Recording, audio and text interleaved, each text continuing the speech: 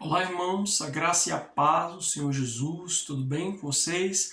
Estamos aqui mais uma vez para compartilhar uma palavra devocional, para que você possa meditar, para que o Senhor possa falar ao seu coração, abrir o seu entendimento, porque sabemos que a palavra de Deus, ela produz vida, ela produz transformação, ela nos direciona, ela é luz, né, para os nossos caminhos, lâmpada para os nossos pés. Então, é dessa palavra que precisamos cotidianamente, para que possamos ter sucesso naquilo que o Senhor deseja. Amém? Então, abra comigo a sua Bíblia no livro de 1 Samuel, capítulo de número 18, do verso 1 ao verso 4. O texto diz assim, a minha versão é a versão da mensagem, a Bíblia é a mensagem. Depois que Davi terminou de falar com Saul, Jonatas ficou profundamente impressionado com Davi. Um laço muito forte de amizade se desenvolveu entre eles. Jonatas se comprometeu totalmente com essa amizade com Davi. Desde então, passou a ser seu principal defensor e melhor amigo. Saul acolheu Davi em sua casa para que ele não retornasse mais à casa de seu pai. Jonatas, pela forte amizade que tinha com Davi, fez um acordo com ele. Ele o formalizou com uma dádiva, entregou a ele a sua vestimenta real e as suas armas, armadura, espada, arco e cinturão. Amém? Amados, esses dias eu estava meditando um pouco a respeito desse texto e a respeito, de maneira especial, do papel de Jonatas na vida de Davi, do papel de vital importância que ele exerceu na vida de Davi e do papel que algumas pessoas têm na nossa vida, na nossa própria história. E hoje eu quero compartilhar com vocês acerca de parceria de propósito. Jonatas era o filho de Saul e certamente era o herdeiro do trono, aquele que depois da morte de seu pai iria assumir o trono ali. Mas quando Davi, no capítulo 17, ele vence o filisteu, aquilo repercute sobre Israel. Davi já havia sido ungido rei de maneira secreta, mas ele continuava ali na sua vida até que Deus o levasse a chegar ao trono. Mas ele já estava se aproximando de Saul porque Deus estava trabalhando nessa direção, de maneira que quando ele vence Golias, a fama dele começa a aparecer, ele vai ser apresentado ao rei mais uma vez, e ali ele conhece Jonatas. E é importante deixar claro que se nós olharmos de maneira natural para a situação, Davi e Jonatas supostamente seriam rivais, porque Jonatas era o herdeiro do trono e Davi era o futuro rei que Deus havia ungido. Ou seja, havia ali, ou deveria haver um conflito de interesses. Mas o fato é que Jonatas ele teve um caráter e um posicionamento completamente diferente. Eu quero compartilhar com vocês sobre o poder disso, de algumas pessoas que Deus coloca nas nossas vidas. Em certos momentos, em certas situações, para fazer diferença, que vão ter um papel relevante na nossa história. A amizade que Davi teve com Jonatas, que Jonatas se disponibilizou, você percebe no texto o quanto Jonatas fica impressionado com Davi, e ali aquela amizade é uma amizade de alma, de espírito, que em alguma medida eles percebem aquilo. Não foi apenas uma afeição de, puxa, gostei desse cara, mas foi um interesse, claro que vindo do coração de Deus, para que o relacionamento de amizade deles pudesse ser edificante e inclusive protetivo para a própria vida de Davi. Então, essa amizade ela foi de vital importância para Davi no momento ele que iria enfrentar ali.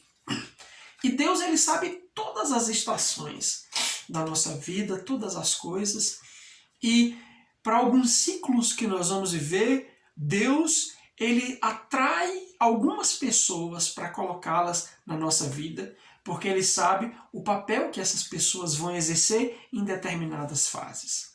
Davi, até então, estava inocente de tudo aquilo que iria enfrentar.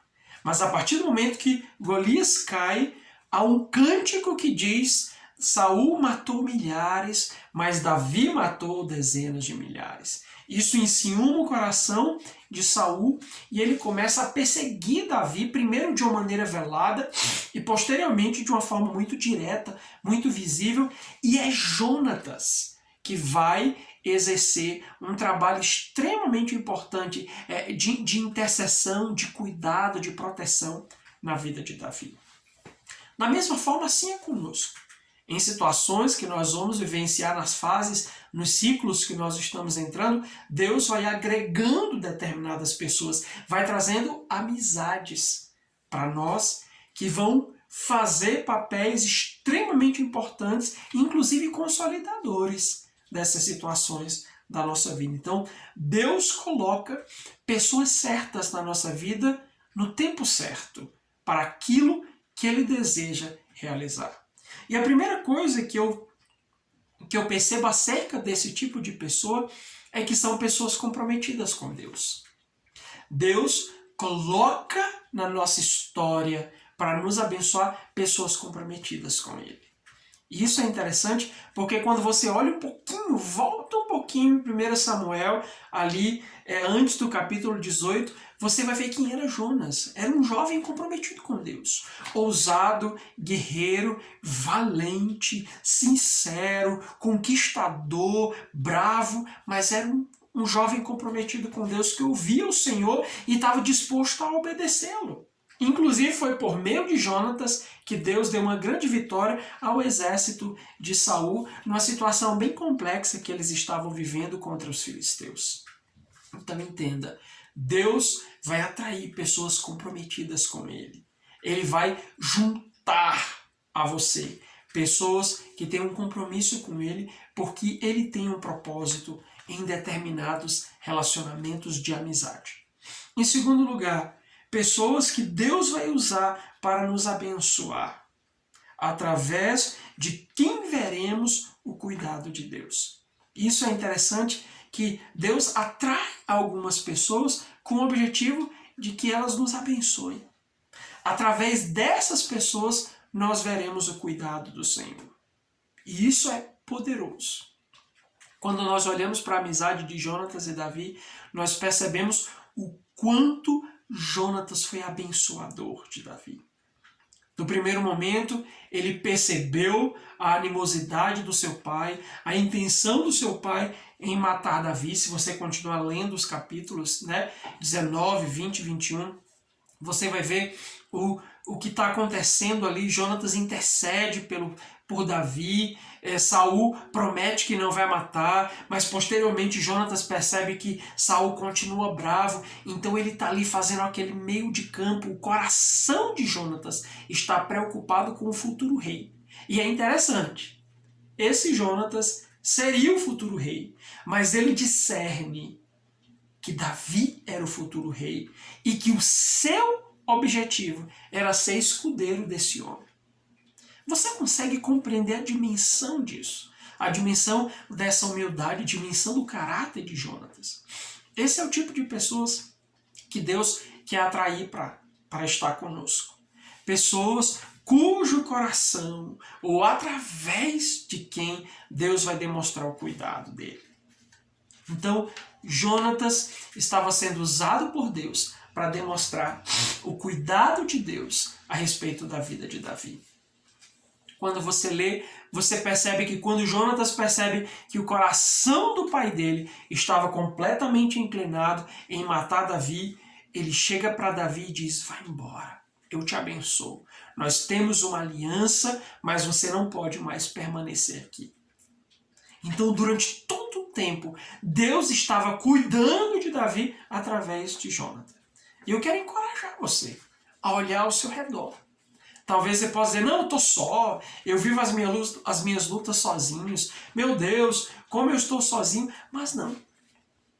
Deus usa pessoas, Deus usa instrumentos, Deus usa vasos, Deus usa gente, homens e mulheres comprometidos com Ele, para cuidar de nós. Então, talvez Deus já esteja usando algumas pessoas para cuidar de você e você nem se deu conta. Diz: ah, Senhor, tu esqueceu de mim. Não.